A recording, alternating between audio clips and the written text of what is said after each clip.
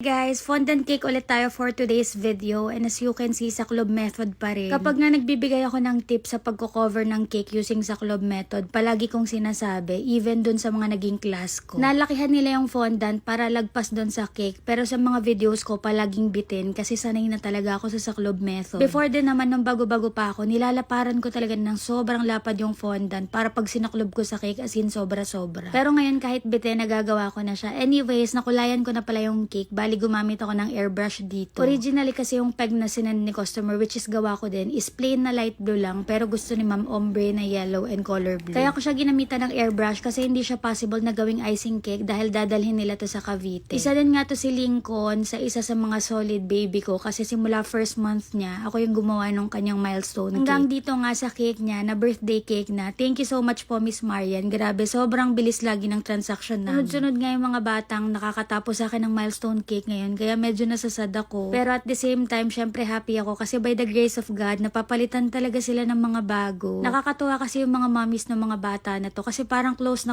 talaga kami kahit di pa kami nagkikita. Kasi grabe talaga yung tiwala nila sa akin lalo sa mga milestone cake ng babies nila. Usually kasi wala silang sinesend na design. Bibigay lang sila ng theme tapos ako na yung bahala. Super happy din ako kasi dumadami yung nagpapagawa ng 12 inches. Sobrang ganda kasi talaga ng 12 inches. Parang kasing laki siya ng baby sa picture. Pero hindi kasi lahat afford yun dahil nga pricey siya since malaki yung size niya.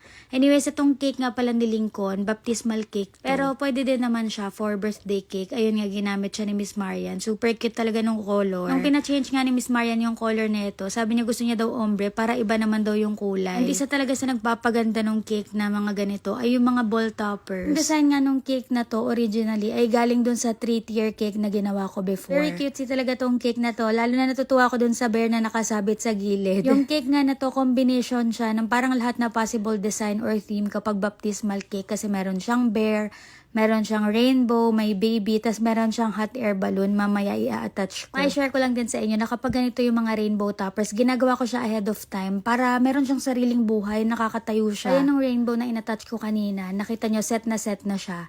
Tapos itong hot air balloon, medyo stressful siyang gawin. Ewan ko ba dito sa hot air balloon na to, kapag nag-a-attach ako nung alternate na colors, kapag sa likod na medyo pumapaling na siya, iniisip ko ngayon kung paano ko ipifix, pero ganun talaga yung nangyari palagi, kaya inaayos ko na lang yun nasa harap. Dahil nag-attach na ako ng logo, alam niya na, ito na guys yung finished look ng ating cake. Ang linis ng pagkakagawa, no? Thank you so much po, Miss Marian. Happy first birthday po kay Mac Lincoln. Super cute na cute talaga ako sa cake na to. Kaya yung ginawa kong baptismal cake nung aking pinsan ay inspired na parang ganito yung peg niya. Pero 3-tier cake yun yung shinare ko sa inyo nung isang araw. Meron nga rin pala tong kasamang 24 pieces cupcakes na meron siyang printed topper. Yun lang guys for today's video. Thank you so much guys for watching.